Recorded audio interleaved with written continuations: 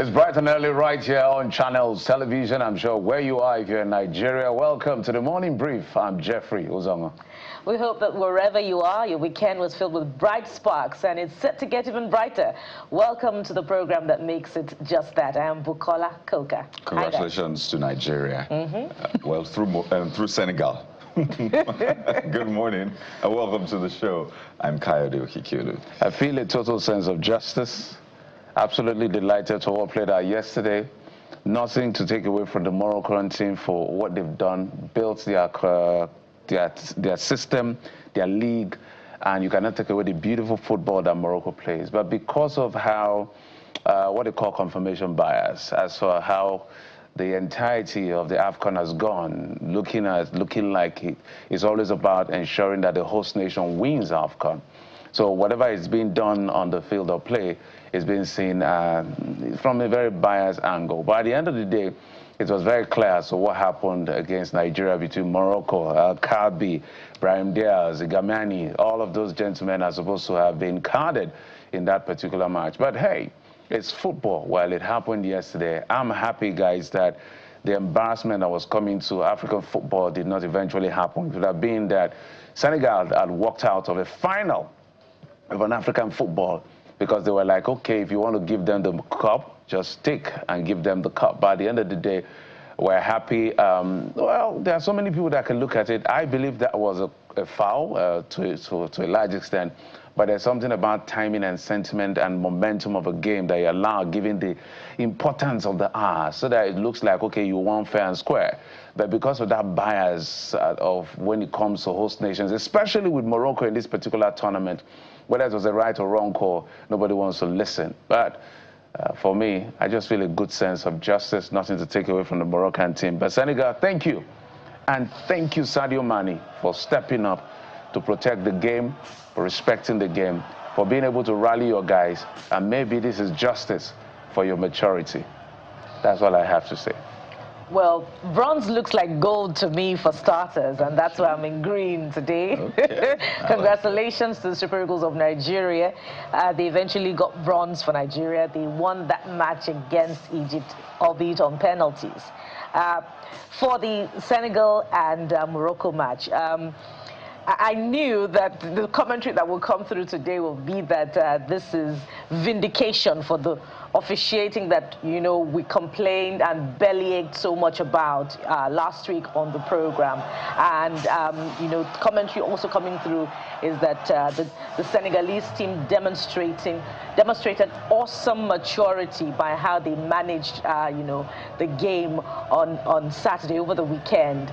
And, you know, the coach stood by the team, even though after they walked off, they eventually returned.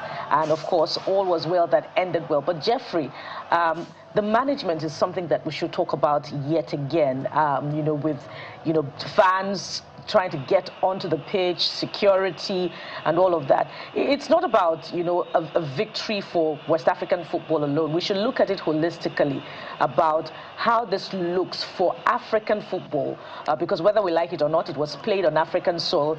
The management is about how Africa manages its football. And so it's not very good market in its entirety for the African continent. And we must, you know, reflect on better ways of managing African football, such that fairness is fairness. Officiating is seen to be fair to all.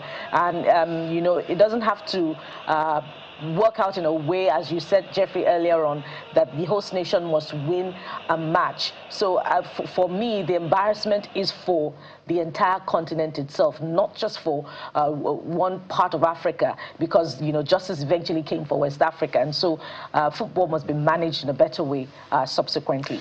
But absolutely, all was well that ended well. Absolutely dramatic scenes from Morocco yesterday. That was a final. I mean, it had extras even. You know, you had the full, you know, the full makings, the full trappings of a final, and it even gave us extra. I mean, that's what football is. All of the emotions. Of course, it's no more football when we start seeing all of these ugly sides of it. But a few lessons to learn. First off, be very, very good at what you do. Senegal was absolutely brilliant yesterday. They were all over the place. Never mind they were playing against the top team in Africa, a team that made it to the semis of the World Cup, the host nation. Senegal still played their match, and they played it till the end. Morocco did well, I must say. Secondly, absolutely protest when you are cheated. Right?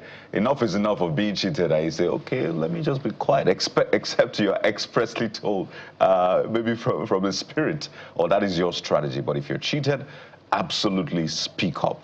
Enough is enough of being cheated, and you just take it. No, speak up, take action. But here is the caveat. You must listen to good counsel. You saw when Sadio Mane was spoken to by former coach Claude Leroy, that was absolutely timely. And he listened. In fact, he quoted that advice as one of the reasons he told his colleagues to come back from the dressing room.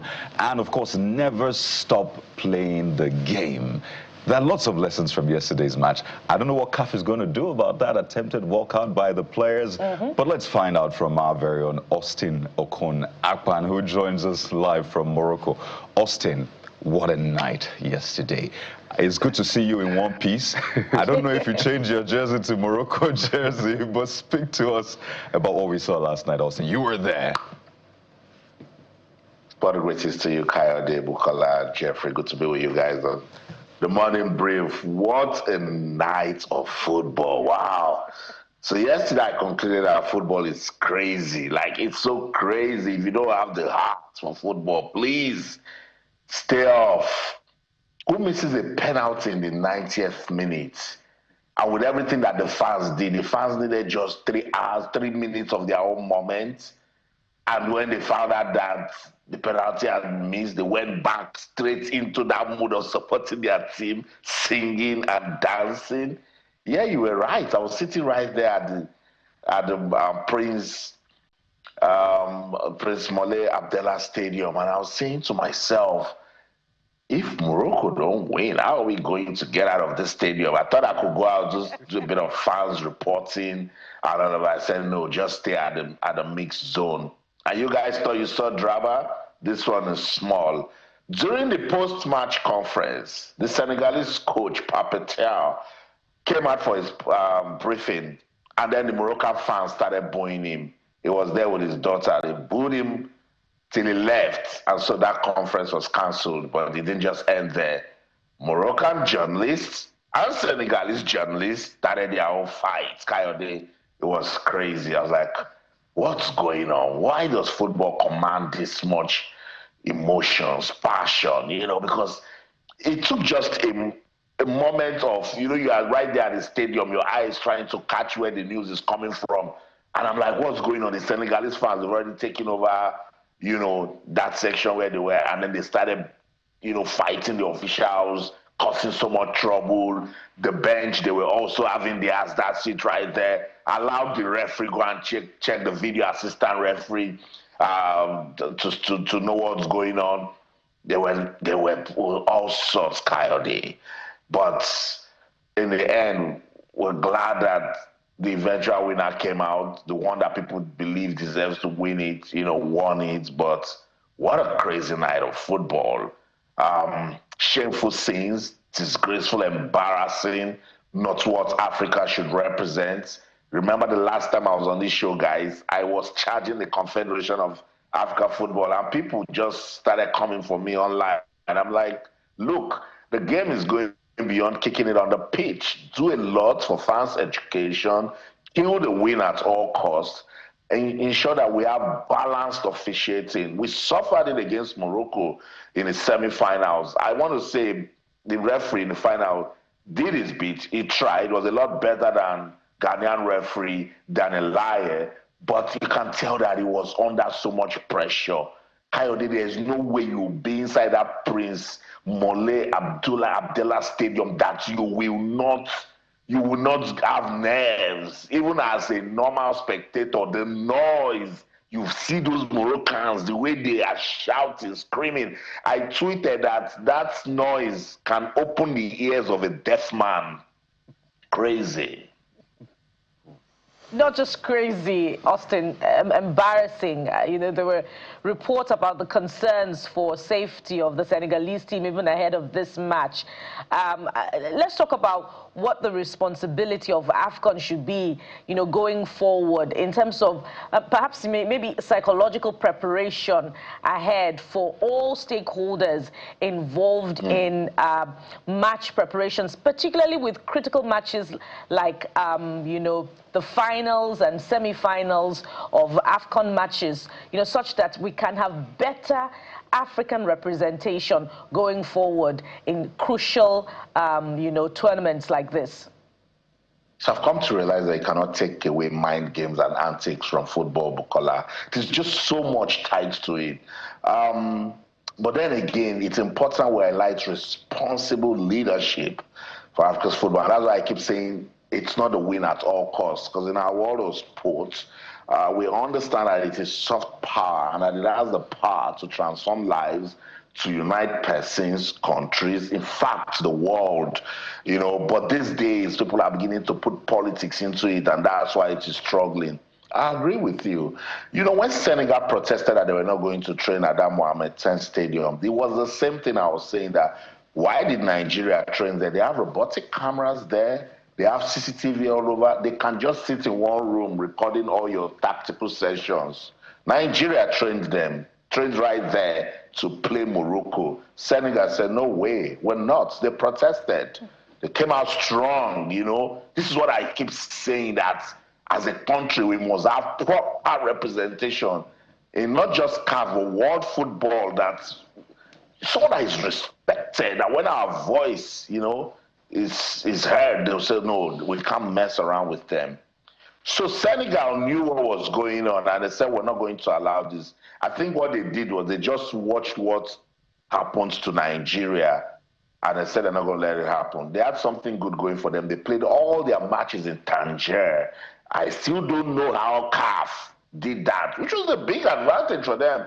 We were doing so well in Fez. Imagine if they had left Nigeria to play all their games down to the semi-finals in Fez and come to Rabat to play the final. Same thing with Morocco. They played all their matches in Rabat, including the final. So you can tell that, no, there's something wrong somewhere. But let me speak for the Moroccan people. I've been here for close to a month. They're nice people. They're welcoming. When they see this, I think it's national orientation. They have it as a sense of responsibility to take care of you, to look after you. I didn't see any trouble outside the stadium. I didn't see any trouble before the match. It's that responsibility that I'm talking about. You know, they are willing to help, even when you can't speak Arabic or French. They want to get on with a translator to, you know, guide you. And I know this one, they love Nigeria. They love Nigeria. Oh, Nigeria, Nigeria. Oh, sorry. We didn't make it to final. They want to help, you know. Even when we played Egypt, you could tell they gave Nigeria 100% support. When we played Algeria, they gave us the same support. Maybe not because they love us so much in football, but because they didn't want that rivalry. In case Algeria gets to beat Nigeria and plays them, you know, they know it will be intense. But there's still so much work to be done, you know. And this is what I keep saying to Patrice Motsepe and his team. The business environment, it starts with the mindset of Africans, you know. That's our business. That's when you sow the seed, you know. If people are looking at football, oh, we must win it so we can use it to go and achieve this, they are not making progress. The last time I was on your show, guys, I said it. England, they are not bothered if they win the World Cup, but there is no football business conversation in the world that you want to have that England will not sit on that table, because they have a system, they have structures that they have put together that, look, it's plug and play and they'll keep winning. That's what we must do in Africa, because this win at all cost thing is going to ruin our football. Yeah. Austin, a lot has been said about this AFCON. In fact, I saw somebody did more like a chronicle of when I think Motsepe was saying this is the best AFCON. They were reminding him of, you know, the blights and the bad spots of this AFCON. But this is our game. It's a family meeting, as they call it. But talk to us about What now happens to the Senegalese coach? Will he be reprimanded for his behavior for calling a boycott? Because I was especially thinking, man, it's great to see that protest. As you said, they didn't want what happened to Nigeria to happen to them. That kind of disoriented the Moroccans, I think so, to a large extent, because you can see after that particular incident, the force we used to see, the momentum kind of reduced and picked up again, then reduced, was fluctuating. But what happens to the coach? What's the rule? What's the rule book saying? No, he should be cautioned. He deserves to be reprimanded. That would have been the biggest embarrassment that we've witnessed in Africa's football, that the final match, a team gets to walk out, you know. He didn't come out to the mixed zone. I really wanted to speak to him, particularly with what happened to him at the post-match conference again. He's definitely having a terrible night. I doubt he'll be able to sleep when he thinks about and remembers everything that he has been through. Give CAF maybe 2 weeks, they will come back to Senegal. They definitely will get punished. That I know. They are not going to escape it, you know. What their fans did, what the coach did, because they'll find a way to interpret it into Coach Pape inciting violence. You know, it's not bringing the game to disrepute. And let's look at it, that was what it is. Shout out to Mane. Television doesn't really show us everything, you know. He was telling his teammates, just as, it's like there was one spirit somewhere whispering to him, tell them to come back. Tell them to come back. Brahim Diaz won't score. He kept saying, no, let's not go. Guys, get in here. You know, and look, as I said, 5 minutes of drama. I've not witnessed this sort of drama, you know, and I was right there in the stadium, so it was so real. I was like, what's going on? It happened so quick, Jeffrey. And at the mixed zone, I spoke to Kalidou Koulibaly, the captain of the Senegalese team, and he said they couldn't take the injustice. That was what he said. He described it as injustice, that they couldn't, like it was just too much. But with the officiating, guys, we all know football, even if it's basic. The penalty call was right. Yes, it was a clear penalty. The goal that was disallowed, there was a push that didn't allow the defender, the Moroccan player, to deal with the ball. So that was the right call. But, you know, emotions just all over the place because of, you know, some of the things that they've seen referees do for Morocco in previous matches and all, and this happened. It's not good. We were going to celebrate arguably one of the best organized AFCON, and in a way I agree with Mosepe, but for the officiating, Cote d'Ivoire was a lot better with officiating. But as I said, if you get into the stadium where Moroccan fans were close to 67,000 inside that stadium last night, 67. It was the Red Sea, Jeffrey. There is no way a referee will not crack. There is no way somebody would not misbehave in there with the noise, with the support that, you know, the Moroccans were getting. But it is what it is. The god of football chose Senegal, said this is your day. And what a goal. What a goal from Papagaye. What a goal. Just when, you know, Morocco blinked, you start asking yourself, what was Brahim Diaz thinking? Going for a Paneka in the 90th minute. Gracious goodness. God bless his soul. Baba Rashidi Yekini. Yekini will tear that net. He will have picked the ball in Casablanca. I don't know what's going on with this young. Now you see why we should pardon Samuel Chukwueze. He missed the penalty and everybody started, oh, this, oh, that, oh, that. Penalties, is a game of lottery. Can you believe it that Mo Salah didn't score his penalty? Mamouche didn't score, and today in a crucial final game, last night in a crucial final game where Brahim Diaz would have put his name right into the history books of Moroccan football.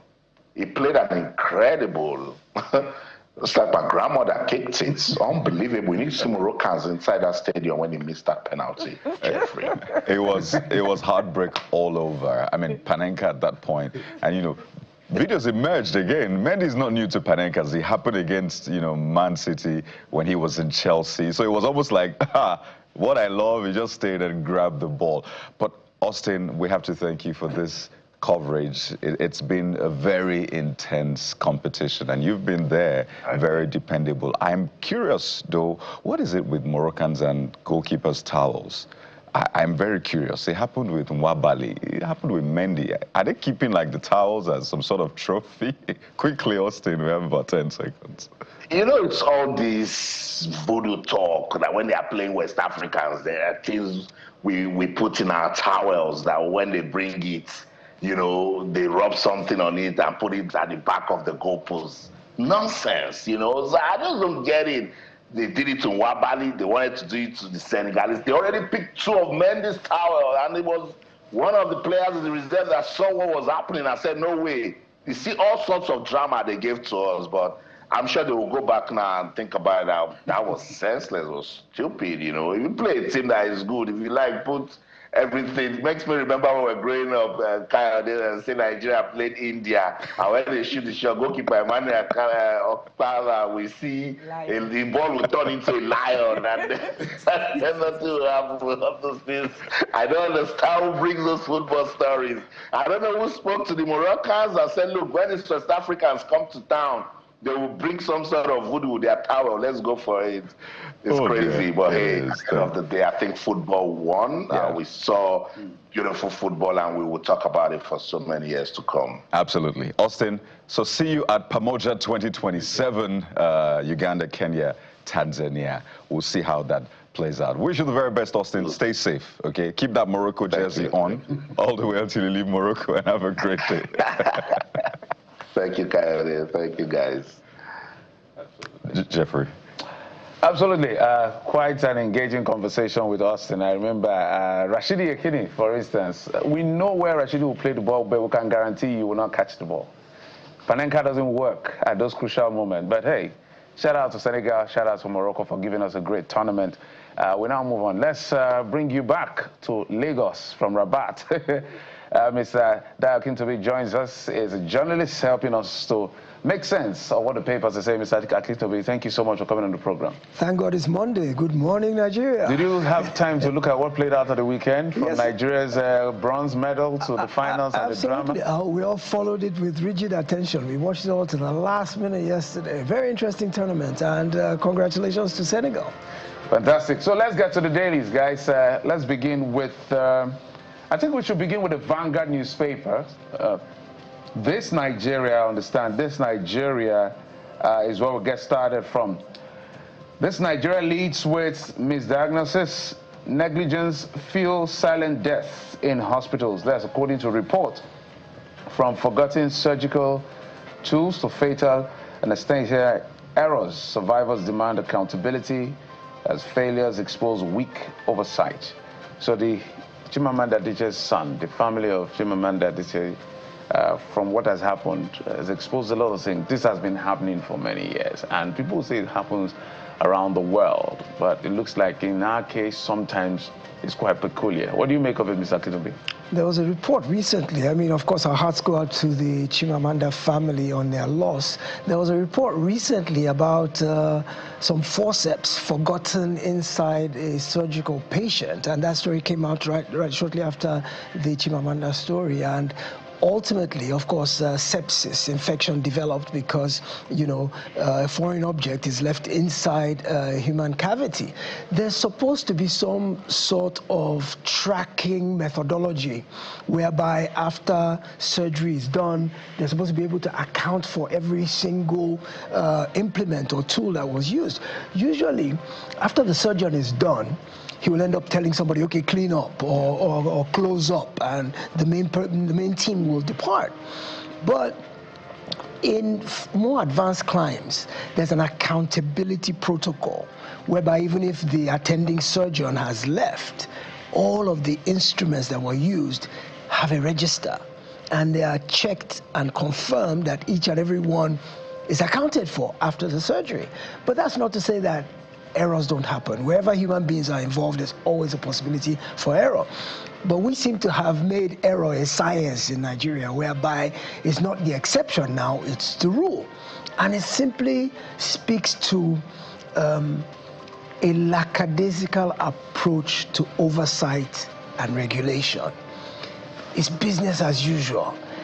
If you go into the general hospitals and even some private hospitals in Nigeria and you see the way patients are attended to and the procedures by which major life-threatening issues are dealt with, there seems to be a relative nonchalance, despite the fact that we have very competent professionals. When you look at the healthcare systems all over the world, you look at the NHS in the UK, you look at the medical system in the US, many of them are peopled by Nigerian professionals, and they're doing very well over there. But why we've not been able to translate that degree of efficiency to our homegrown medical practice, I think it probably speaks to things like the Nigeria Medical Association, the Ministry of Health, those who should regulate. As we always say, the rules are there, the laws are there, but enforcement is something that we've not developed as a culture in Nigeria. And when it comes to things that affect human life, like medical practice, we can't afford to be lackadaisical or aloof from scrupulous detail, attention to detail. And when you see things like this happen, unavoidable deaths, that's what you're talking about. Deaths that could be avoided because of medical, some of it is actual proper malpractice, and that's why Chimamanda is making a case for the fact that the medical institution should be held accountable, because she feels like there was some negligence, there was some malpractice. I think if we hold people to account more, in Nigeria we have this notion that always karma is God's will, let it go. That's the way God willed it. But if we stand up to wrongdoing and we make people more accountable for wrongdoing, perhaps it might begin to change this culture of anyhowness, as we call it in Nigeria. And we had quite an exhaustive conversation on the issues last week, looking at it from the legal perspective and from the perspective of the medical practitioners themselves. Yes. I wonder what the difference is, when Nigerian professionals in the medical sector excel abroad, yes. And they put the name of Nigeria on the global map. Yes. But the difference is the case. It requires, more scrutiny, yes. such that excellence can be brought back home. Absolutely. But let's head to Abuja Inquirer now. Speaking of excellence, the Abuja Inquirer, Abuja Inquirer, a headline catches my attention for good reason. FCT workers to Wike, enough is enough. List 22 grievances. We are not beggars. Shut down offices indefinitely.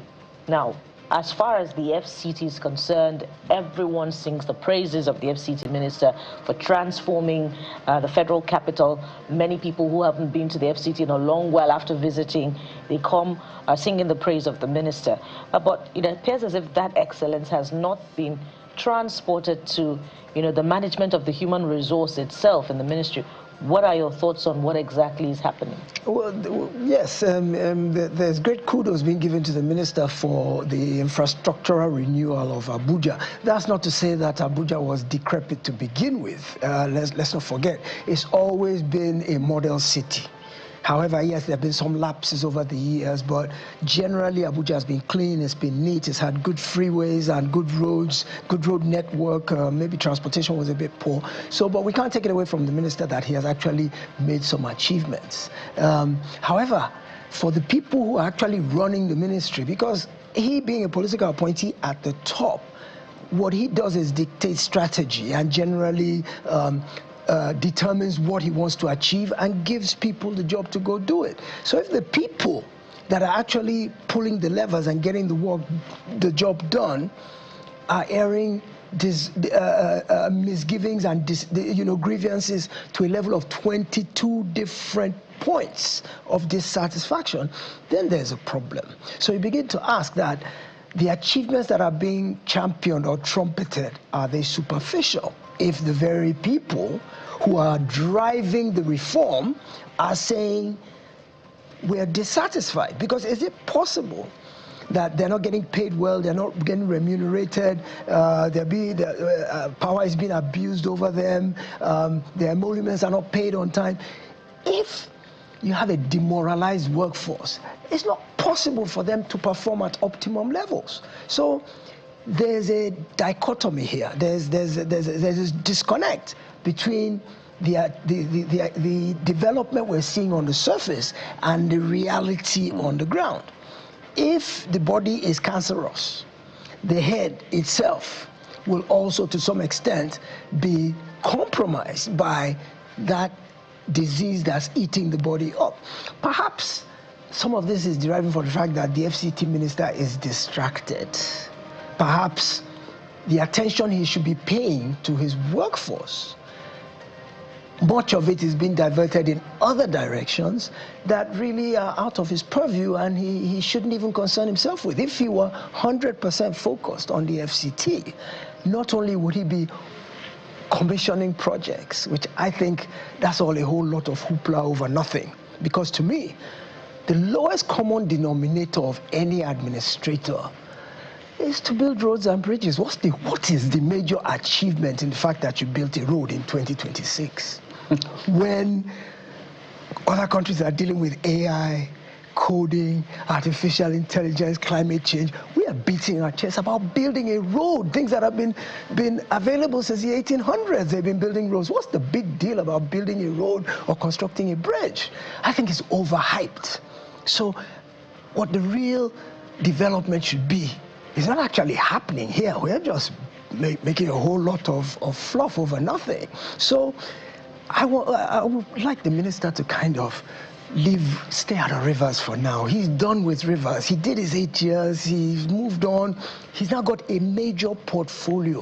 Why don't we see Abuja as a smart city that's generating its own power? And, you know, 21st century technological innovations. Building a road is nothing, not in this day and age. Oh, Mr. Akintobi, if you were to ask all the governors in Nigeria for their achievements, number one of it most likely will be, we built these kilometers of roads. Almost like that, that's the yardstick. Just to add to Mr. Akintobi, they will even do live broadcast of the inauguration. To pay gratuities and pensions. Yeah. If you want to see ridiculous, let me not go there. Vanguard newspaper is next and leads with what's playing out in Rivers State. So I'll just read it for mention. I'm still governor. Fubara regrets current political crisis in state. He must protect Fubara, INC tells APC, and lawyers threaten suit against Rivers CJ. But what also catches my attention, Mr. Akintobi, on the front page is that image of President Bola Tinubu returning to Nigeria. The president has been away since late December, and he returned on Saturday. First, he went to Europe, not sure where, but we eventually found out he was in France at some point. And then he was at the Abu Dhabi climate conference. Did you miss the president, Mr. Akintobi? Well, this is one peripatetic president who's been more out than he's been in. So we've gotten used to him not being here. So the notion, you miss somebody when you have them most of the time and they go once in a while. But if somebody's gone all the time, then you don't miss anymore because you're used to him not being here. But the thing that struck me about that image was the idea that all these officials have to go and line up, leave their jobs, leave their families, leave their offices, and go and line up to welcome the president back to his own domain. It's not that he's arrived in a foreign country and there's a parade of honor, or that the welcoming country puts out its officials to meet a visiting dignitary. But here, when the president is going, we have a lineup. When he's coming, we have a line. These are the same people he's going to sit with in his office a few hours. State governors leave their states. Yes, state governors leave their states. Bye-bye. Yes, to go and say daddy. Daddy or yo-yo. I think it's a waste of resources, a waste of time, and it speaks to the casualness with which we govern in this country, with which we administer. It's still that strongman politics. Absolutely. It's I don't even want to go there. For me as a person, I've made up my mind that certain class of these politicians, there's nothing we can do about it. Just manage them the way they are. If you like, talk from now to tomorrow. If you see two governors today, trust me, when they hear this, we'll see 5 the next time the president is traveling. So they are like daring you to say, all you people do is talk on television. And I believe, this is my opinion, personal opinion, a lot of politicians in Nigeria are not Democrats. They don't understand democracy, but it's just an avenue to pursue their ambition. So we'll expand that conversation another day. Yes. I'm going somewhere with that conversation, but it's not for today. Let's go to New Telegraph quickly before we wrap up. Okay. 40 terrorists killed. I like this one because this is good news for us. Yes. In Borno, as NAFOL planned attacks. What do you make of this? Yes, nice one. They strafed the forests and they managed to bomb people into extinction. From the days of Super Tucano, we've been waiting for this kind of thing to happen. We've been excited that, yeah, we got fighting forces. And now America gave us some military equipment recently. I think some Air Force equipment was procured a bit earlier last year sometime. So we've got the equipment. However, there's always been this consideration of the fact that there could be collateral damage. We know that these kidnappers are using their victims as human shields. So the military has always been very conservative about if we just carpet bomb the whole place, there will be civilian casualties. So there's some measure of tactical conservatism about how to go about this. So when you see these kind of reports that say 40 of them were killed by an Air Force strike, it gladdens the heart because it means we're winning, we're getting some advantage. Because for too long, these ragtag, never-do-well criminals have been committing atrocities, killing Nigerians and getting away with it. So when we win one for the team, when we take one for the team, Team Nigeria, it's something to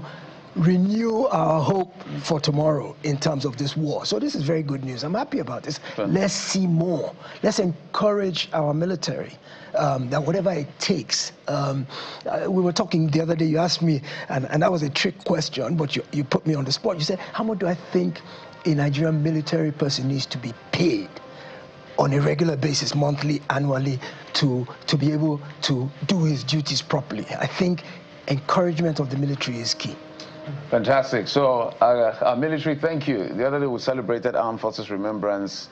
It's now Armed Forces Celebration and Remembrance Day. Yes. On the 15th of January. So we thank them for doing an incredible work as far as this is concerned. But Mr. Dayakintobi, thank you so much for coming on the program. We do appreciate it. My pleasure always.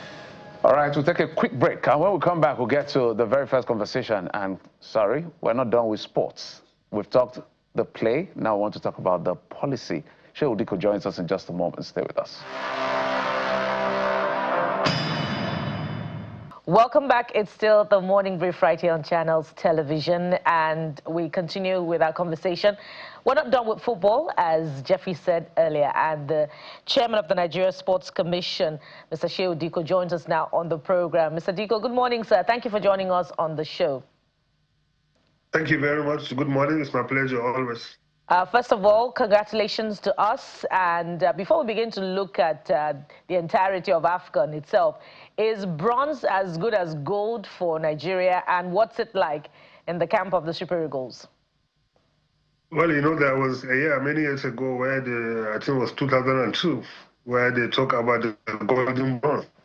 So probably we can say the bronze medal is always better than coming second, actually, because at least you are able to finish the tournament on a high and on a successful note, because you have to win a match. You have to defeat like a potential champion for you to win the bronze. So it's also something to be happy about. You can see how the players were happy about it, and I think the whole country were happy about it. So sometimes it feels good, at least after the heartbreak of losing the semi-finals, to play another match, which is called the losers' final, and win the bronze. It shows that your effort were not in vain, and at least you have something to hold on to.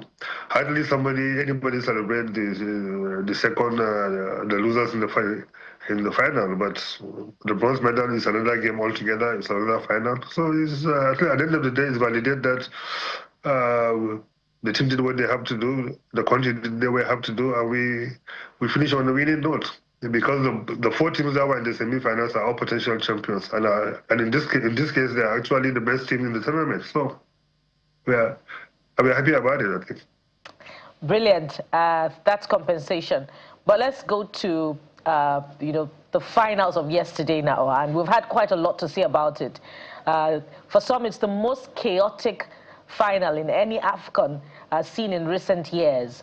And what stands out is the activism that Senegal appears to have demonstrated towards the end of the entire tournament itself, you know, rejecting to train in a particular, you know, venue, and then the activism that they demonstrated on the pitch. What does this say, you know, about African football, and going forward, should this approach be adopted when there are tense, you know, atmospheres like this, just to get justice? Well, you know, Senegal used Nigeria, like I can say, as a guinea pig, and now we're able to get prepared. For example, the hotel that the team stayed, the Nigerian team were given when we come to play Morocco, which, although it was a hotel that was being given to other teams as a transit hotel, but was not good enough. And in fact, our players actually protested, and something has to be done. Their rooms have to be changed from double room to single rooms and stuff like that. We're able to manage that out to the media. The training ground also, because it's their own training ground. You can't come to play somebody and you go and train in their own training ground. It's the training ground for the Moroccans. So it creates something, a defeated psyche for you to do that. So Senegal noted all that, and now they were able to take the right step to complain to CAF. Though to be fair, I can tell you, even our president of the Nigerian Football Federation raised these issues at the CAF meeting to tell them that, look, it's not nice to do that. It is unfair competition to do that. And so Senegal learned from that, and also at the match, Senegal learned from what happened to Nigeria probably in the last match. The officiating was somehow was not what it's supposed to be. Everybody feel a bit of all the second balls went to Morocco, so Senegal came prepared. But at the end of the day, also the rules are rules. They brought the game to disrepute, and I'm sure they're going to hear from CAF and FIFA for what they did. Football is not played like that. You are not supposed to challenge the referee decision. You are not supposed to do what they did. By the time you delayed the game for 5 minutes, if the referee had wanted to apply the rules the way it is, the game would have been over, because you have only 5 minutes to complain. Once you are not playing out of the pitch for up to 5 minutes, the game could be given against you. But at least at the end of the day, cool heads were able to come to play. They came back to play, and I think justice was served at the end of the day. And but African football have taken a hit that have actually. It was a very, very brilliant competition at the end of the day. But this incident in the final might define this competition, in spite of all the investment in the brilliant facilities, the brilliant organization. If you look at all the other matches were good. Well, okay, the only matches that were having issues were the matches involving the host country. Maybe due to the pressure from the fans, maybe, I don't know what happened, but this is really bad for African football, what happened yesterday, and I hope something has to be done at the end of the day anyway, definitely. But from the host side, the next host should learn from that, and also the referee should learn from going forward that you don't do this kind of things just because you are working against the host.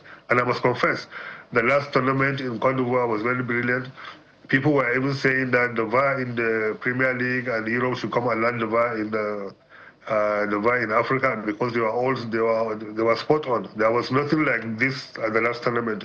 Cote d'Ivoire even practically managed by luck to get out of the group stages, to be able to, and now they are able to go and win it by their own work. So I think lesson learned, and I'm sure CAF will surely do something about it. We wait to see what CAF will do, what kind of decision CAF will make about what played out yesterday. But, you know, Mr. Diko, there are those who don't believe that the NFF stood by the Super Eagles enough. And they were referring to the Senegalese FA. In fact, they were already walking out with the players when the players were protesting. And yes, they referred to the training issues and all the other issues that the Super Eagles faced. And they believe that the NFF could have done more to protect our own Super Eagles. But it looks like this win by the Senegalese players at least gives them some sort of closure. But a lot of people have then said, you know what, maybe we could have gotten a revenge if Nigeria as a country is even able to host an AFCON. Mr. Diko, why is it that Nigeria is not able to host an AFCON at this point? Well, we all know the situation of our facilities, and so we are working to fix that. And I can tell you there was a conversation for Nigeria to host the 2028 AFCON, that is for the women.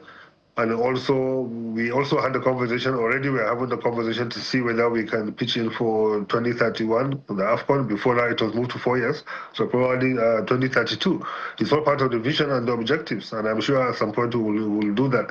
By start, I think next year, CAF Congress will be held in Nigeria, I think. So we are all going in that direction. You may recall that we bidded for the Commonwealth Games, and we submitted one of the robust and very tidy bid that even the Commonwealth could not just say our bid failed. They only said, at this moment, we want to go to India.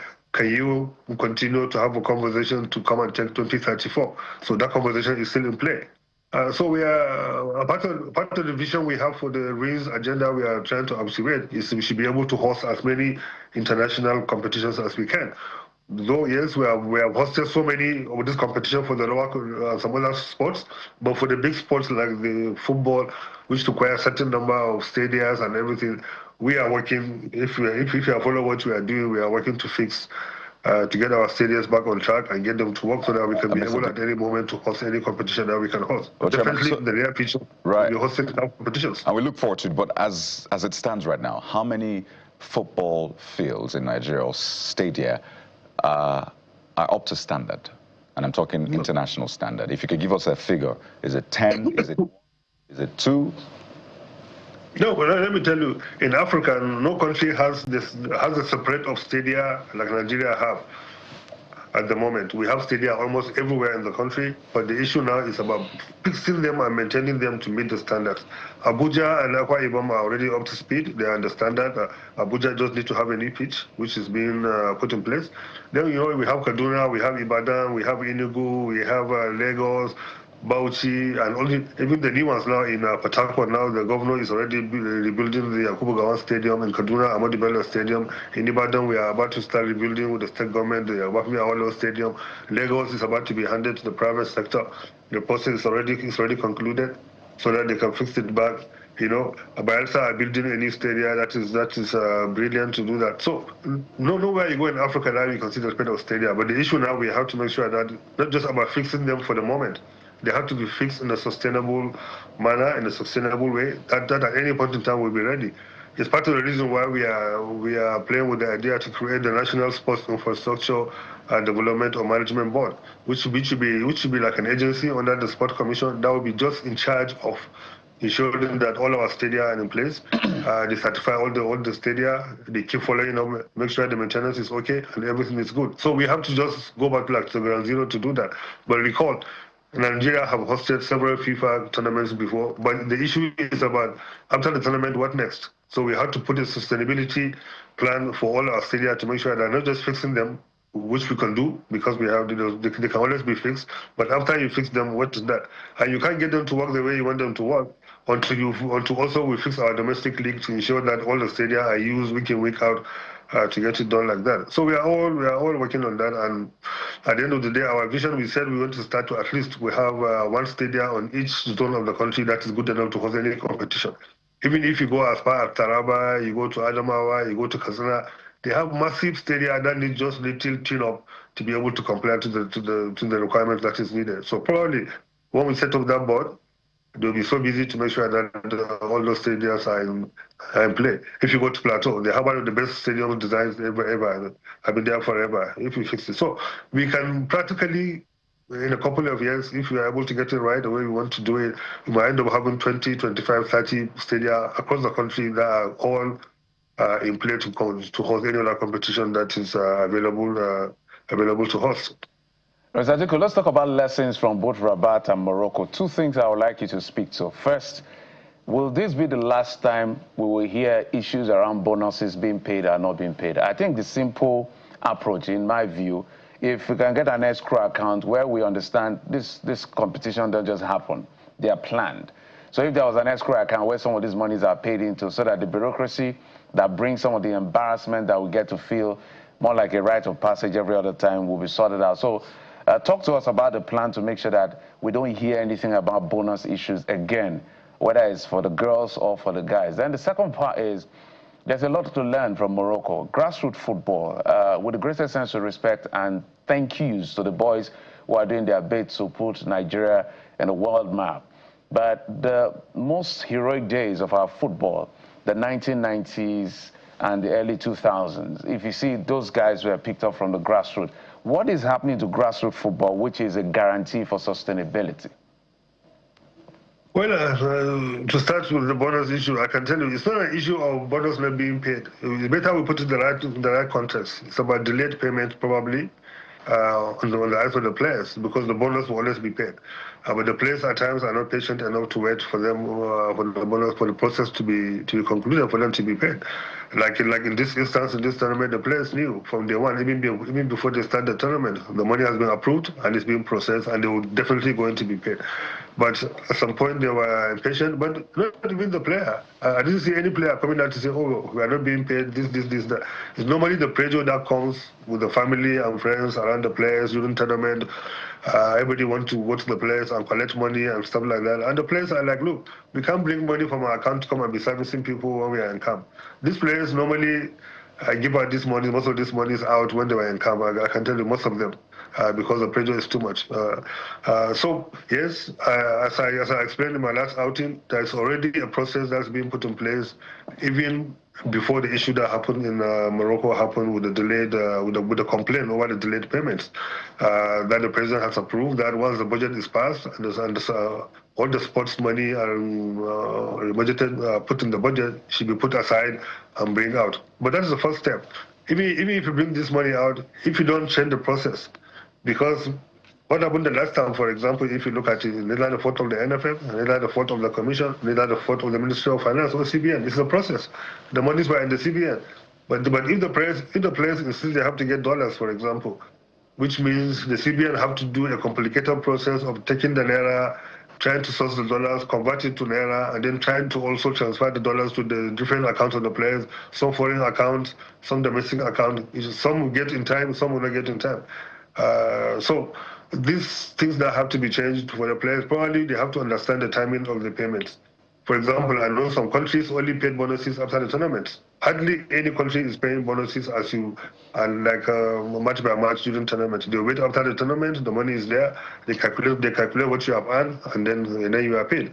Some countries even pay annually when they are closing the books to do that. So we have to sit down at the end of the day to have a conversation with the players to say, look, these monies are here. Yes, they're already warehoused. So how do we now be able to get these monies to you as quickly as possible? Probably they have to agree to be collecting Naira. Because if these players are being paid in Naira, for example, this payment can be done within a few hours. 10 minutes, 1 minute, you can transfer Naira to account. It's easier. But once dollars are involved, it creates these delays. At the end of the day, the players might complain, which is what happened in this instance to do that. But it's also very, very funny. When you pay the players, nobody talk about it. When there are delays, you can see issues. People come, oh, they are not being paid. They are delayed. This, that. The media also should have to learn from that.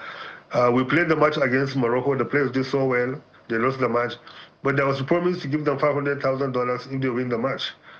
I can tell you for free. After the match, we have the cash with us. After the match, Samad called us and said, look, give them the money. I'm happy with the way they play. That money was given to the players instantly as they were in the dressing room crying, losing the match. The money was handed over to them in cash. But nobody celebrated that the way it should be celebrated. Even after they defeated Egypt, another sponsor also in the dressing room gave them another $200,000 cash to do that, and nobody was celebrating that. But if there was a delay, it would be an issue that will embarrass everybody at some point. Yes, but sure, in the final analysis, the president have done what he has to do to get that the process being approved. So hopefully now between the budget ministry, the finance ministry, the CBN, we'll be able to come up with a system that will ensure that we have a seamless process. That some things will be waived, at least for sports, for being the special nature that it is. I forgot the second question. What are you talking about? Grassroots football. Yeah, that is the foundation. But if you look at this, most of these players that were in this team, a lot of them came through the youth system. You know, people need to question our youth system, our grassroots system. But if you look at almost 80% of these players that were in this team were at one time at the under 20, at the under 17, or even under 23. So they are passed through the middle within Nigerian football. We should give ourselves credit. Hardly any country in the world have this kind of progression from the youth level to that level the way we do, especially in Africa. You know, so we do that. But now we have to create a sustainable system on that, and we are working on that. I had a meeting, I had a conversation with even like Sunday Olise, for example, during our time in Morocco. We had a conversation. Yes, we have prepared a very big new process that we think probably we can now put on ground to make it more sustainable, so that we can have this talent mill that will be coming all the time. For the last few years, I think we have lost a couple of talent because of our performance at the youth level. We haven't done so much actually for the men. So I think those things have to change. And we are working so much, including even trying to bring back the school sports. Like the Sports Commission now have an undertaking. We are working with the Ministry of Education to bring back the school sports the way it should be. And myself and the Minister of Education, Dr. Alausa, are co-chairing the committee to get that back on track. So that's another process. And then to do that. But I think very soon we are going to unveil the right a new process that will ensure that we have a sustainable process on this and get the youth football and domestic football to go. And it's part of the lesson that we learned in Morocco, for example. Nigeria we are the first country in 2016 to sign an MOU with Morocco. That we can learn what we are doing. I was part of the process then. Myself and Ahmad Jupini went to Morocco, signed an MOU with them to see, let's learn what you are doing. And now from that 2016 to date, which is around where they start, look at where they are. So we know we can do so much by investing also in the community infrastructure. If you check the budget of the Sports Commission this year, you will see that from last year to this year, we have more than 100 community sporting infrastructure that we want to put across the grassroots, which would be like a proof of concept. If we are able to achieve that, we can get the other sponsors, partners, companies, individuals to mimic the same kind of centers and put everywhere. In Morocco, every angle you go, every under the bridge you go, you see a sporting facility there working.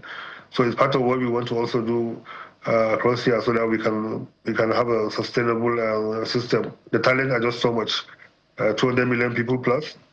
So we can do so much if you're able to be focused and intentional about it the way we want to go about it now.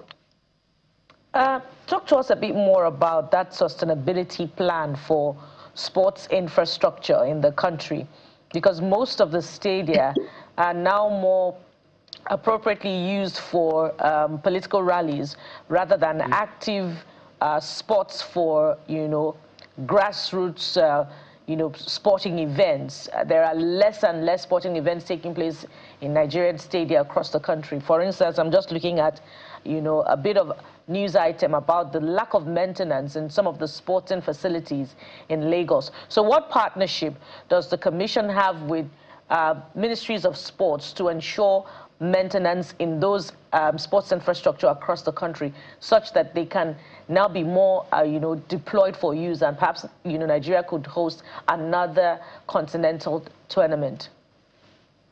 Yes. That's why I tell you we are trying to put in the law that we have a national sports infrastructure development and management agency, or board, or whatever you call it. It's an agency that will be in charge of ensuring that all our sporting infrastructures are developed the right way and they are managed the right way. So, for example, you can't just go to London and start building a stadium, or you can't just go to London, even set up a gym. You have to go and take an approval from somewhere to be able to set up just a gym, that this is the minimum requirement, this is the maintenance plan, this is everything that somebody has to approve and follow through to make sure you are doing the right thing. So we have to just do that. But today here, everybody can welcome and start building a sport infrastructure without taking the necessary. It's not just about you to go and get the building approvals. No, you have to also get the approval from the sporting agencies, who now knew clearly what is required, what kind of facility you need to put, what kind of investment you need to do, what kind of maintenance you need to put in play, and what kind of usage you need to do. So that agency will be now in charge. Everybody must come and take approval from their sporting facilities before they can put it together. And their job is not to stop you from doing that. It's to ensure that you build it the right way, meet the minimum requirement of FIFA, CAF, if it is football or what athletes or everything like that to do that, and the quality of materials you are being used. And then you have to also put through a maintenance plan before you get the certification. And then they will keep going back and checking to certify the stadia. If your stadia is falling behind the maintenance plan or whatever it is, then it can be banned from hosting any other event until it is fixed. So no sporting events can happen in that kind of facility until it is fixed. So it put everybody in fix. And then that same agency will work to see how we train people in conjunction with the expert abroad, in conjunction with the National Institute of Sports, and train all the competence we need across the country to be maintaining those stadia. Yeah, so because if we do that, we're also creating jobs across the country. So, Morocco have a central agency, for example, that manage all their football infrastructure. They are the ones that maintain them. Even the community infrastructure, it is that central agency that decide how they maintain it. And even government contribute funding into that, apart from the money they generate from the private sector to do that. So that's kind of sustainability plan we have to put.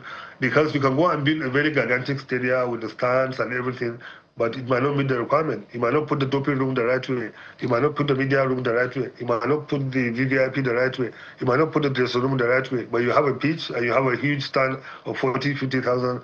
That's not what matters at this moment. There are key things that are needed in each stadium, even to put the media, where you put the cameras, where you put the cabling. For example, the whole of Nigeria, only Abuja Stadium is plug and play.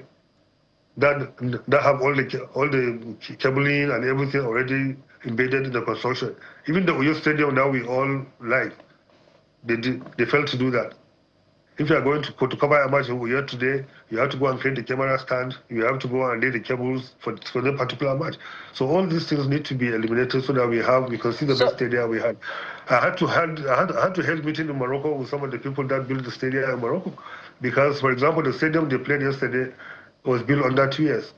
The stadium Nigeria played the playoff final was built under 8 months.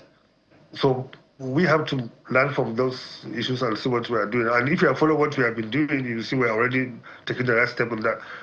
Last year, I have to go to Europe and bring the best people that are doing San Siro, Real Madrid, Juventus. They are the ones that are doing all those things. So, Mr. Diko, they flew to Abuja here and look at the Abuja Stadium, took the sand, took the water to Europe for tests so that we can know the kind of grass that we can put in the Abuja Stadium that will be sustainable. So that's the kind of thing we are trying to do to make things sustainable. So very quickly, what's the timeline of deliverables of this plan that you've talked about, both the sustainability plan and the renovation work to bring the stadia infrastructure in Nigeria up to standard? Give us a timeline. Well, this year, for sure, we will activate that Sport Infrastructure Management Agency to be activated. If you recall that last year we have a huge budget to fix our sporting infrastructure. Likewise, this year as well, if you look at the budget, the 2026 budget, we have a huge timeline for that as well, the budget for that. But also, that's another problem. Because sporting infrastructure also cannot be procured the way we are procuring the other buildings. There is a special nature of sports and everything. So we are also having conversation with the due process office to be able to draft a new process for approving sporting infrastructure construction and stuff like that, so that we can make it faster and what have you. Last year, we couldn't get the due process to proceed with the stadium we want to do until around November or thereabout. And now it has to come through 2026. So hopefully this year we want to make sure we get Abuja going. At least Kaduna is supposed to be finished within the year. The partnership we are doing with the Kaduna State government. Ibadan, they want to also get working this year. Lagos will start as well. So hopefully, at least by this year, we'll get Abuja back on track. And then all the other ones we are working on should be work in progress. The one we want to fix also, we should get them fixed. So hopefully, before the year runs out, we should have at least another up to 3-4 stadia that we can add to our pool from what we have at the moment. That are certified and competent to host all the CAF FIFA competitions as well. But as it stands right now, quickly, the FIFA compliance stadiums in Nigeria, is that the Godswill Akpabio Stadium and Abuja, just two? Yeah. And we have over 50 spread across the country. And what's more, there are even there are stadiums being built currently from Bielsa to Ebonyi here and there. But we have just 2 that are FIFA compliant. Yeah, but let me clarify this. The compliance, it's not like the stadium is bad per se. No, there are certain things that you need to put within the stadium, like I explained earlier, that you need to put in place. Not just the stadium are bad per se. No, you need to put the right pitch. You need to put the right dressing room. Must be furnished the right way. Doping room, testing rooms, the warm-up areas. The benches, the media facilities, the VIP facilities, the VIP facilities, the entrances, the everything. So those are they look small, but they're very, very critical because FIFA, you can see, you can go to a stadium in Nigeria, for example, where you have like 25, 30,000 people going to the stadium, but they're using one entrance. How is that possible? So all these things need to be broken and changed to make sure that we have the proper stadium to do that. But at least we have the infrastructure, but most of them, I think that they look like a parade ground, to be honest, so we need to change them. You can't have stadia at this level that are not covered.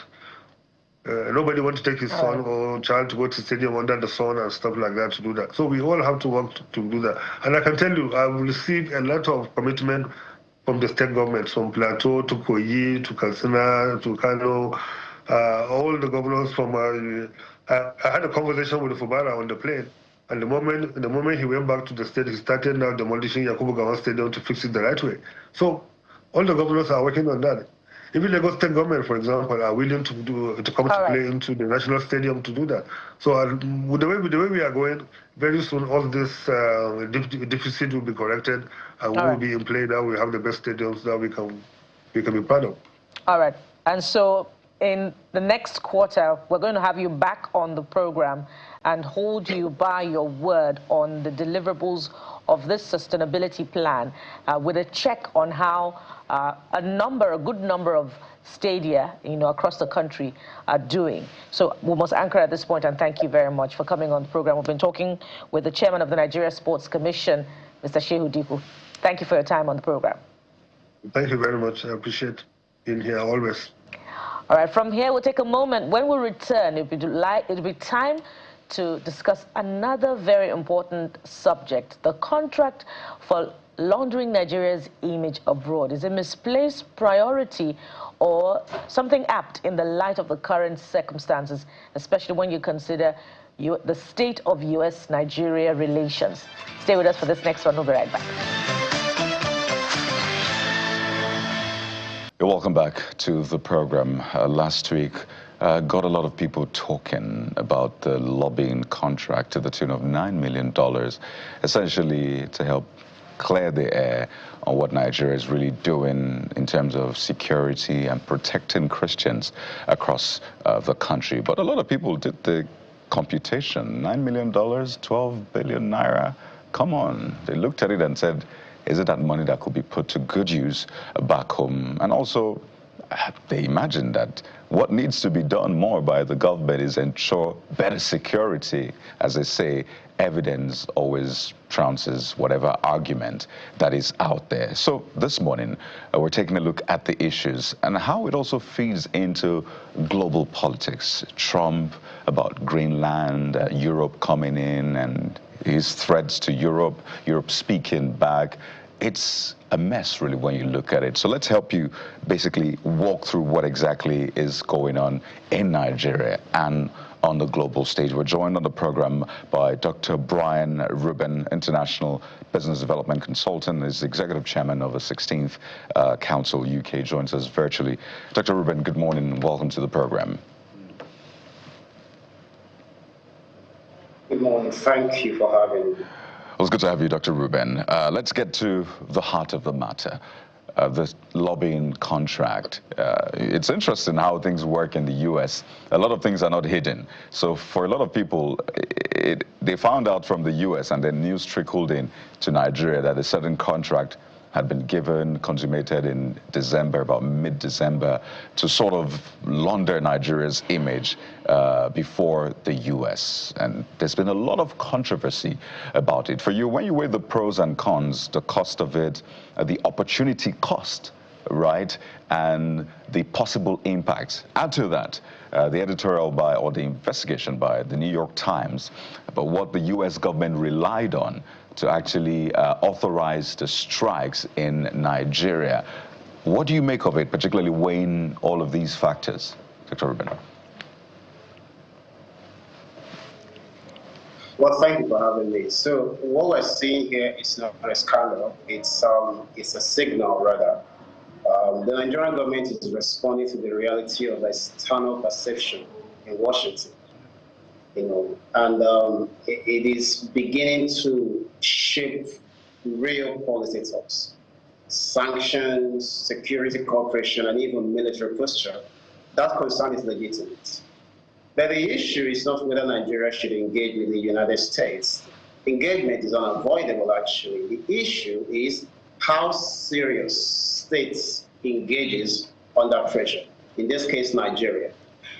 When engagement begins with lobbying rather than institutional credibility, it suggests reaction rather than strategy. And in global politics, reaction is expensive and rarely effective. So the sustainable path forward is not louder messaging, but a demonstrable governance capacity. That means evidence, institutions, partnerships, and restraints. Countries that lead with proof don't need persuasion. Their systems speak for them. So this moment should be used, not to trade accusations, but to reset Nigeria's approach to foreign engagement, away from noise towards a credibility-based statecraft. So the question then will be how effective this will be. How cost-effective is this? If you're spending $9 million on lobbying, again, it could swing either ways. In any case, we've seen the U.S. shut its doors more against Nigeria, almost like it keeps banging the door on Nigeria and other countries. So do you think, as you said, you've mentioned some other factors to consider in this. Do you think it's money well spent? One, do you think the government has been transparent enough to the Nigerian people, understanding that this is not anybody's money, this is our money, right? And if you're going to be spending that huge chunk of Nigeria's money, there must be transparency. Nigerians must know what their money is being used for, especially now that they're being taxed, right? The tax net is being widened. So in terms of handling by this government, has the government done well enough in its handling of its transparency-wise, the use of the funds, and more importantly, protecting the people in question? Oh, yes. So this question cuts to the heart of public trust. And Nigerians are absolutely right to answer that question. One, on the principle, engaging a lobbying firm is not unusual in international diplomacy. Many countries do it, especially when access to Washington tightens. So the idea itself is not illegitimate. However, cost effectiveness and transparency are where the real issues lie. When you are spending millions of dollars of public funds at a time when Nigerians are being taxed more aggressively, the government owes citizens clarity. What exactly are we paying for? What outcomes are we expected? What benchmarks define success? So on transparency, the government hasn't done enough. Nigerians learned about these engagements largely through external reporting, not proactive disclosure. And that creates suspicion, whether justified or not. Public funds demands public explanation. So in terms of handling, I will say this. The strategy may be defensible, but the execution and communication have been weak. When citizens are tightening their belts, governments must over-communicate, not under-explain. So ultimately, diplomacy funded by taxpayers must deliver measurable results. That means restored access, improved policy outcomes, and clear strategic wins. Without that, Nigerians are right to question whether this money was well spent.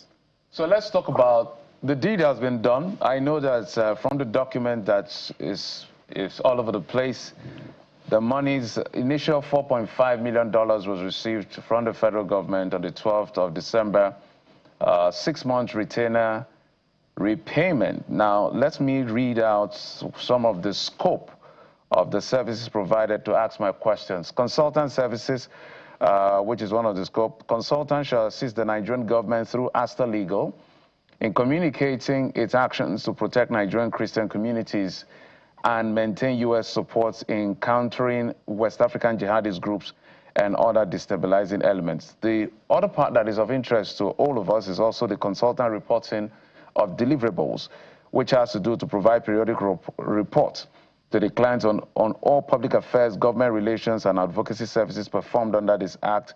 The final report at the end of the contract summarizing all public affairs and activities conducted, outcomes achieved, policy and regulatory shifts observed. It looks like there's clarity as to what the contracting firm and the lobbying firm rather and the Nigerian government are. There are clear deliverables here. But for us as Nigerians, what is the best form of deliverable? Because as Kayode has said, it looks like the more we are trying to make these advances or advancement, the more the doors are shut against us. Or is this just about killing the narrative of there is no Christian genocide in Nigeria? Well, you are absolutely right. When you look at the documents, the contract itself is actually clear. There are defined scopes: consultancy services, communication strategy, advocacy, and reporting of outcomes. So on paper, this is not a vague agreement. But a critical distinction Nigerians must understand is contractual deliverables are not the same as public interest deliverables. So for the lobbying firm, a deliverable might be reports, meetings held, narratives shaped, or access facilitated. But for Nigerians, who are the real clients here, by the way, the deliverables are far simpler and also far more concrete. Has Nigeria's access to the United States improved? Has our diplomatic standing shifted? Have policy restrictions eased or perceptions changed in measurable ways? So if after 6 months, Nigerians cannot clearly point to outcomes, restored cooperation, softened policy positions, or tangible diplomatic wins, then regardless of how well the paperwork is written, the public will reasonably, question the value. So yes, the contract has clarity. What is missing is public-facing clarity. Nigerians should not have to interpret filings and leaked documents to understand how their money is being spent or being used. The government should proactively translate these technical deliverables, into real-world results that the citizens, Nigerian citizens, can see and feel. So even where the contract is clear in its objective, which is to manage the narrative back home, or the perception, rather, abroad that Nigerian Christians are being killed, isn't this a deceitful approach, especially where the Nigerian government had pushed back on the narrative by saying that, look, it's not just Christians are being killed, but both Christians and Muslims are being killed. So isn't it misleading and a failure to manage a reality at home? That's on the one hand. On the other hand, doesn't this expose, a vacuum seen in the absence of, a diplomatic structure in Nigerian missions abroad, a sort of outsourcing of the office of, real-time ambassadors that are supposed to be on ground? Well, thank you again for that very important question. Now, this is where the issue becomes delicate and, frankly, uncomfortable. The objective of the contract is to manage perception abroad, while the government has publicly rejected or downplayed that same narrative at home. Then, yes, it raises legitimate concerns about consistency and about credibility. Diplomacy is not about framing facts strategically. Well, or rather diplomacy is about framing fast, strategically. But it must never cross into contradiction. You cannot tell Nigerians one thing and tell Washington something materially different without risking trust on both sides. So that said, there is an important distinction. Acknowledging that religiously targeted violence exists within a broader insecurity is not the same as endorsing a simplistic or exaggerated narrative of Christians being killed. But the problem arises if messaging abroad selectively amplifies one framing while dismissing, it's at home, domestically. So that inconsistency is what creates the perception of the seats and our engagement itself. And something very important, when you start lobbying to defend the fact that Christians are not being killed, you already have a problem. You see, the focus should be on citizens. You see, whether Muslims or Christians or any other group, they are Nigerian citizens. So that should have been what the narrative should be focusing on and strengthening further. And honestly, I believe that there could have been better approaches, to managing that perception than engaging a U.S. lobbying firm. Strategic communication is legitimate, but strategic contradiction is not. Right, so this is happening amidst a global issue. Trump and Europe, it looks like the relationship is at a state of severe crisis right now, and you don't know what will happen this week. There's issues around, the Greenland crisis. There's a trade war and the reciprocal tariffs. There's the war as well, and all the negotiations happening. The U.S. negotiating directly with Russia, Vladimir Putin, and then there's NATO right there, and there's concerns around the terms of the agreement. So it looks like the world is at a tipping point right now. Well, we've been at that tipping point for a while, but it looks like we've moved an inch or 2 inches forward right now. And I wonder for you just how long you think all of these agreements will hold, or at least how long you think the world will survive before we enter, God forbid, all-out chaos?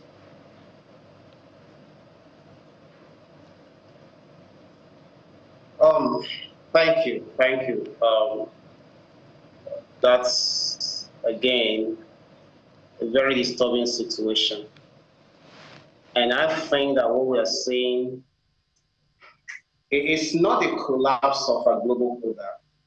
It is stress test of it.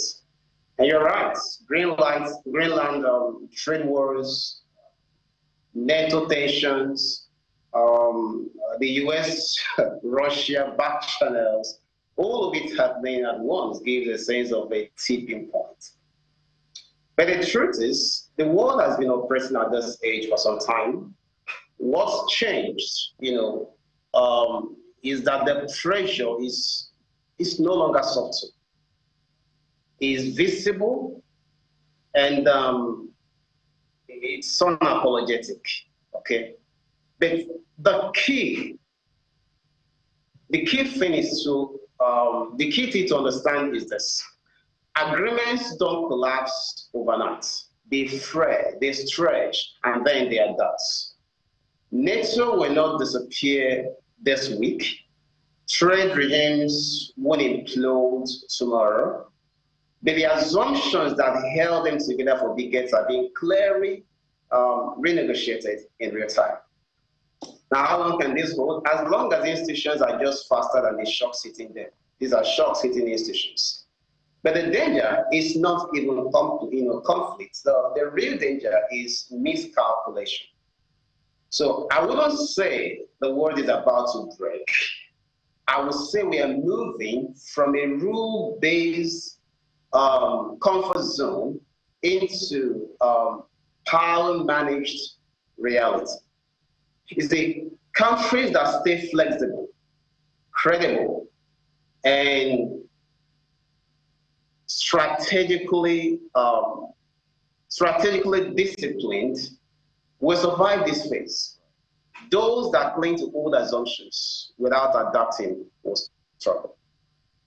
Well, interesting times we're in right now, and you just wonder how long we can hold as a global family, if I can use that term, because it looks like we're just pulling apart from the center. But Dr. Ruben, we'll have to thank you for your time, at least providing some clarity on some of these major issues as it concerns Nigeria and the global space. I really look forward to return to status quo, but hey, maybe I'm wishing for too much. But we have to thank you, Dr. Brian Ruben, International Business Development Consultant. Thank you so much for your time.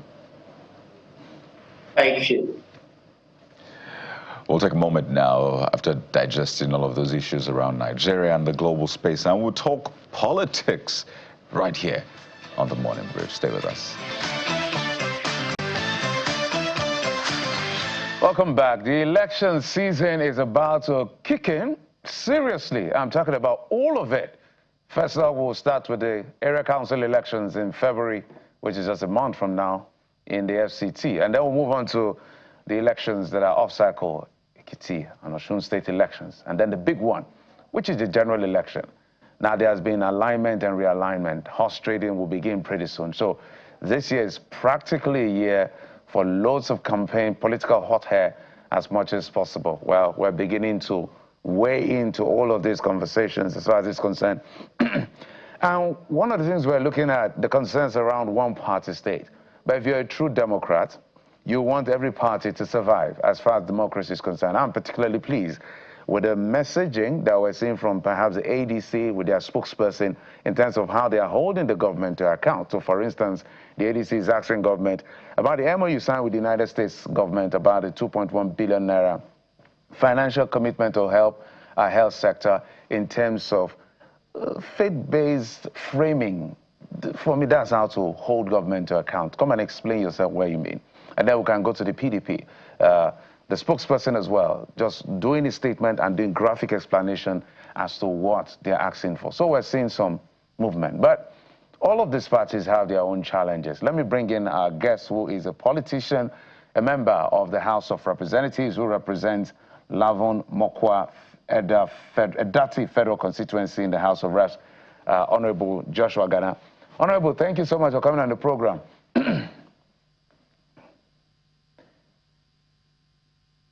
Yeah, if you can help us unmute your device. Yes, thank you. Good morning.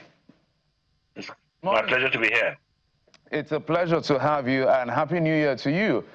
The House will begin sitting pretty soon. I know that they've been on recess, and there's a lot that has happened, and I know you're aware of it.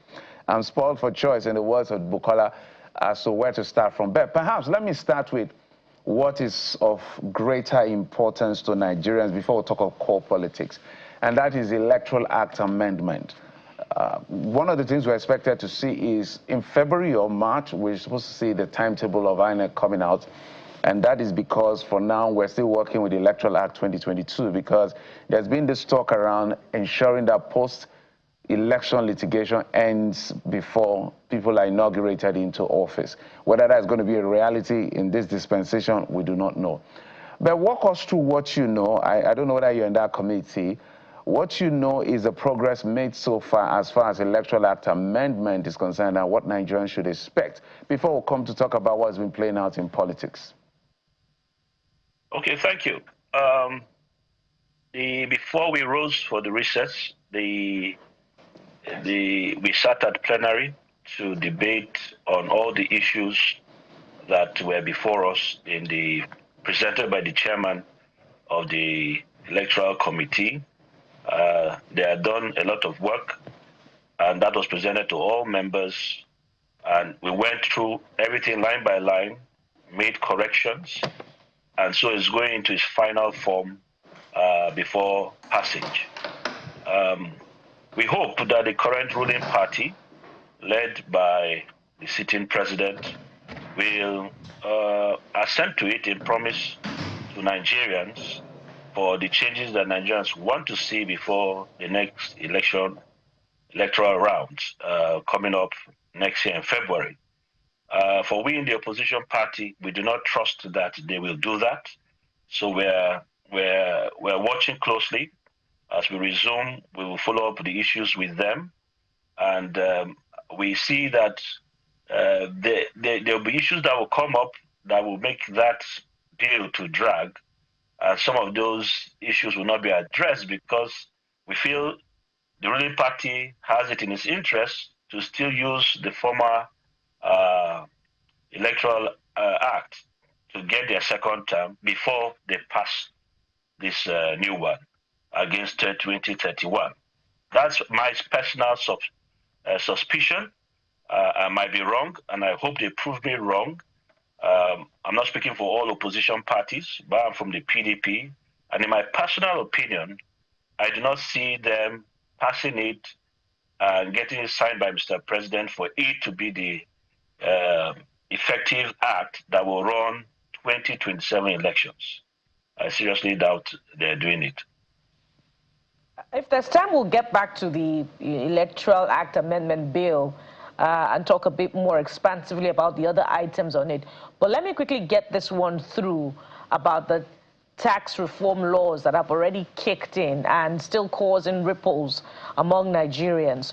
What is the position, or if you like, the atmosphere in the opposition camp in the lower legislative chamber, particularly with regards to the position, the dust rather raised by Honorable Dasuki about the difference in what was passed and what eventually became a law? Is the opposition bloc taking the position of the executive that the changes are minimal and not significantly impact on the entirety of the laws themselves? Are you taking it in your strides as the opposition bloc in the lower chamber? Okay, thank you very much. Honorable Dasuki is a ranking member and very well respected, and want to thank him and his team who discovered those nuances that needed to be clear before passage. What I know the leadership in the National Assembly has done was to fine-tune the issues between the red chamber and the green chamber.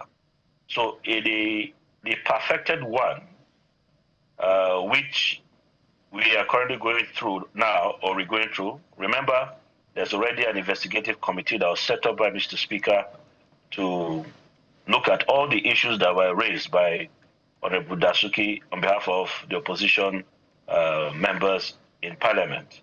And so what we have now, the Speaker has presented the harmonized one for regazetting. And I think they've made that public that this is formally regazetted now, and the regazetted copy is the copy that Nigerians should refer to. And so I trust our team, especially led by Honorable Dasuki, that they're looking through that regazetted copy. And if there are any issues, as we resume from the 26th of this month, those issues will be raised on the floor of Parliament and debated. No. But the general principle in lawmaking, we that came into lawmaking as legislators, is our training says it's better to have a bad law than no law at all. No law causes lawlessness. It's better to have a bad law, and we raise the red flags of a bad law, and we as legislators can do amendments to correct those issues that are being raised. So there's no document that is perfect. It's as we implement them and we see the effect of those laws on the state, on Nigerians. We are representative of our people. They will still get back to us to say, this is where it bites, this is where it hurts, this is where it helps development. And we can go back to the table with organized private sector and the rest to amend those laws until we have what is perfect for Nigerians and we'll be all happy for. So I think we plead as an opposition member for Nigerians to be patient. Let's go step by step into the issues that we have raised. let Nigerians trust us as opposition members to be sure that we always raise the red flag wherever anything comes up within the regazetted document that has been presented now. So we've managed to talk about two important laws. First, the Electoral Act, the amendment process that is ongoing, and the tax amendment law as well, the new tax laws, simply put. And I wonder for you, it's still the same ruling party that is handling these things. You don't seem to trust the ruling party with the Electoral Act amendment that is currently ongoing. Do you trust them with this new tax laws as well? Well, basically, given the timing, for a lot of years now, our tax regime has not been changed or gone through its reforms. So we welcomed it because things like in the villages where people are still collecting wheelbarrow tax, bicycle tax, and what have you, and then it doesn't cover tricycle taxation, which is now what we call the keke napep and the rest. All those things and these are people that we represent. These are people that stand to vote us into office, that are suffering from the old tax law. So it needed to be updated. We totally agree with that as an opposition party and legislators in parliament. But because of how the ruling party went about it and the uncertainties in the polity, where so many of our legislators who came on the trust of Nigerians on different party platforms against the ruling party, they have seen many of those trusted votes and those members that came in moving and declining from the party that elected them, on the platform that elected them, to go into the ruling party. So there's an overwhelming membership of the ruling party now and voting in favor of whatever the ruling party does. And so that's brought a lot of people that we confided in and said, this is our position as opposition party. The next morning you are sitting on the floor and you see all of them saying, well, for whatever reason that was happening in their party or whatever reason with their sitting governor, they have to decide to move to the ruling party. So it has been rather unfortunate, and that has brought a bit of distrust to say, in this kind of debate, the fewer is not the merrier. We needed to be more in the opposition to fight so that there is a balance of the votes that say we're for or against issues. So it's the distrust for how the ruling party has allowed excess movement by destabilizing other parties that are in opposition, not to take firm positions to stop some of the things that are being passed in their laws. So it's the environment. They have brought a lot of suspicion and distrust in the environment, because how can you converse with someone in an opposition meeting the previous night, and in the morning before the business of the day is read, Mr. Speaker is now reading out their names, that they are coming into the ruling party. And you go like, why didn't you say that last night? And why didn't you, since you had already decided in your heart or by the instruction of your governor that you should move into the ruling party with him, why did you sit at our meeting? And so that that level of distrust, I don't want to call it deceit, because it's politics. It's arrangement between people, and we debate the issues until we arrive at consensus or what positions that we want to put forward. So that is what has brought about a lot of distrust in Parliament now.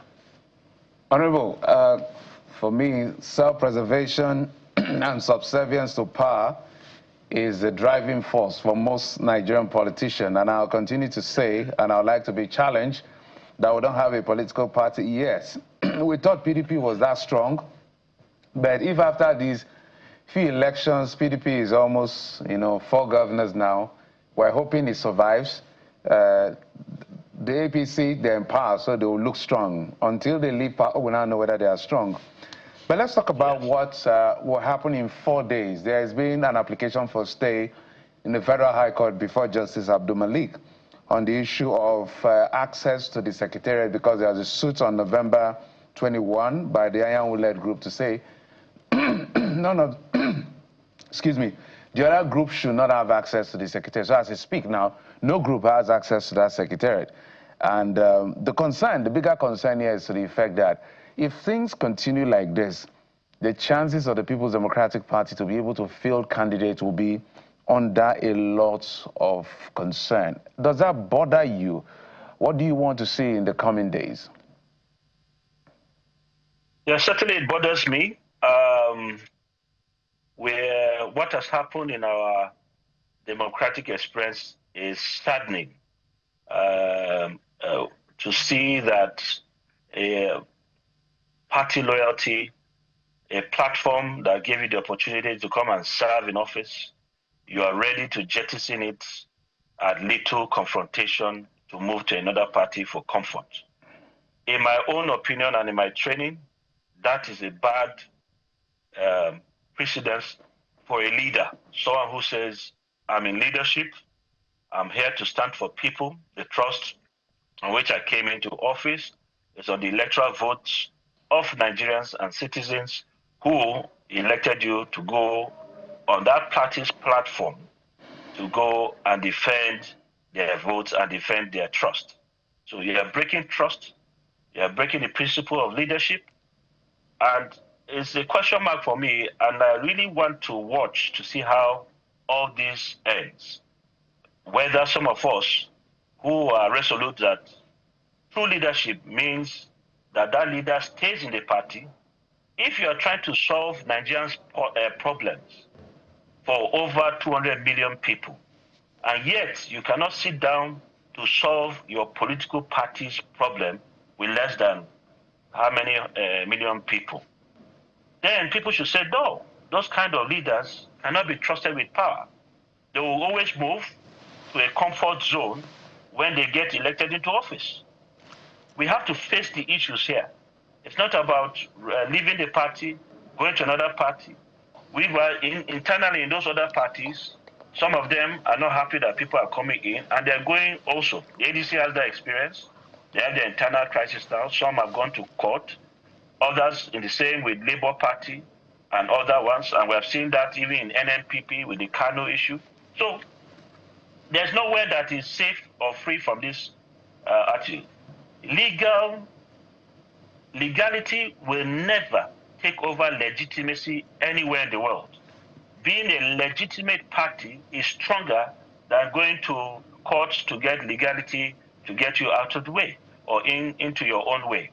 So it's sad that something that leaders would have sat in one room and said, we have to look, there are generations after us watching us.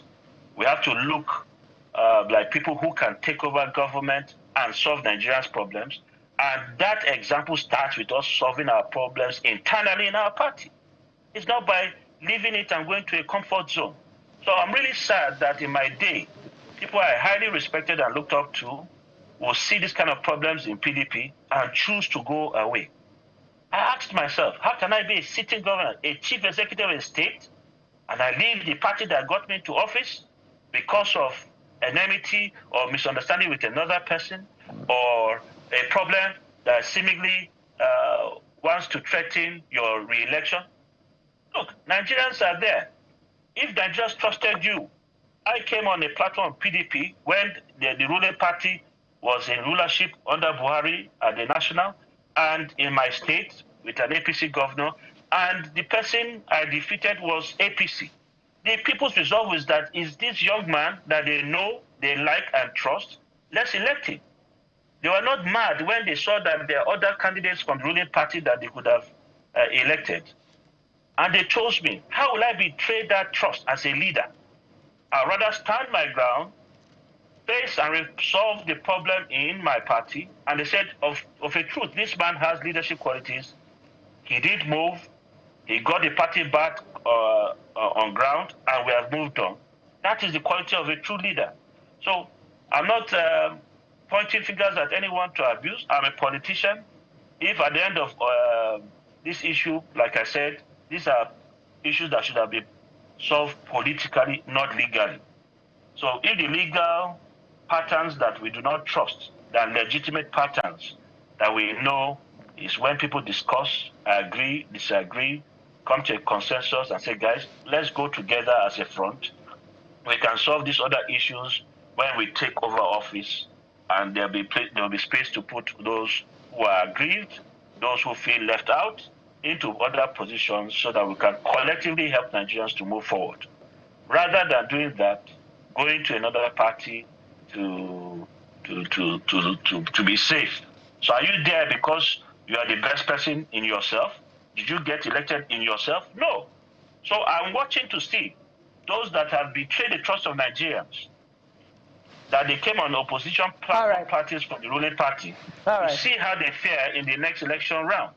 All right. Go ahead. Honorable Ghana, some would say safety is not necessarily the most ideal word to use to describe the PDP currently, especially against the backdrop of its diminishing fortunes, its litigations, and it is a fact that there is huge doubt about the ability of the party to even present a presidential candidate ahead of 2027.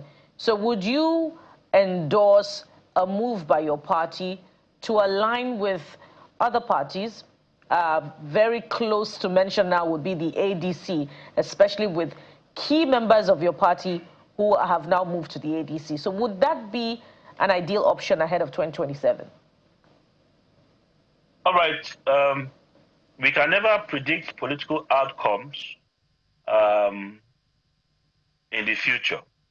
And so we are open to, within the principles of democratic practices, that will work for our polity and for Nigerians, to ensure that if the legal rulings or judgments come out in a way that we are not able to present candidates from People's Democratic Party, where all human beings will come to the table again, look at the issues clearly, and see what best works for we party faithfuls moving forward. It's not so much about a personality being in office. It's about the right party with the right candidate doing the right thing for Nigerians and is accountable to the people. So yes, I'm saying this because truth will always rule, no matter what happens. And people have forgotten. The first party to be registered in Nigeria was the People's Democratic Party in 1998.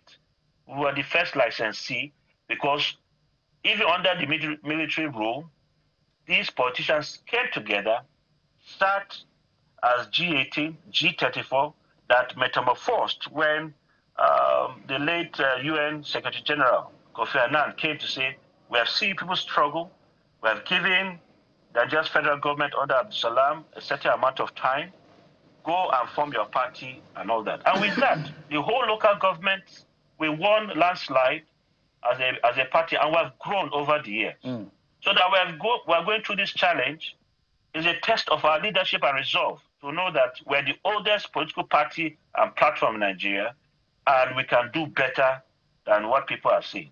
So I believe, by the grace of God, in the coming days, the political outcomes will allow PDP to field its presidential candidate, and all of us on that platform will be fielded, and Nigerians will trust that these are the true leaders that can stand the test of time. Honorable, the prayer is that everyone, all parties should survive. So this is a real test of the resolve of whether we have ended up building SPVs or we're building political parties. But almost thank you. Honorable Joshua Ghana, member representing Lavon Mokwa Edati Federal Constituency in Niger State in the House of Representatives. Thank you, sir. We appreciate it. Thank you. Thank you for this opportunity. Cheers. Well, that's it on the program. It's a brand new week. We're coasting on home towards the, is it middle now or end of the month? Just now, January is 19th. Towards the end. Whoa. What? You know, election year perhaps is like this. So gear up. Very soon it's going to be all politics and all that. But we're not going to lose sight of why we Nigerians voted for them in terms of governance. But we'll keep that conversation for later. Thank you for watching. I'm Jeff Ruzoma. And once again, congratulations to Senegal and Nigeria for winning 3rd place in the AFCON. And my prayer for you this week is that may your enemies play Panenka at the critical hour. Thank you for watching. I'm Bukola Koka. Good one, Bukola. You don't win a silver, you lost the gold. And we actually won the bronze. So yeah, we came second in our hearts. Yes, we did. I like that you're Panenka. May your enemy play Panenka. That's deep. I'm Kayode Okechukwu. Sunrise Daily is next. Have a great day ahead. Goodbye. Bye-bye.